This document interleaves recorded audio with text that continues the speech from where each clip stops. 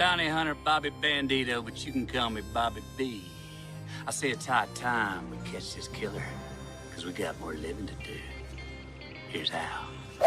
So you lay down your favorite bandana, unfold it like so.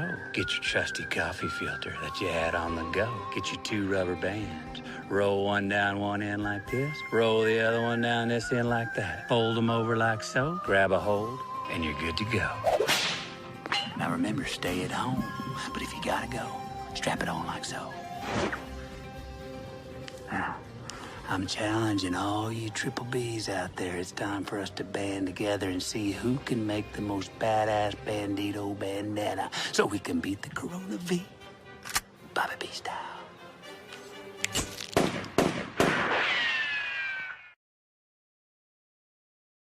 Hey, NBC News viewers, thanks for checking out our YouTube channel. Subscribe by clicking on that button down here and click on any of the videos over here to watch the latest interviews, show highlights, and digital exclusives. Thanks for watching.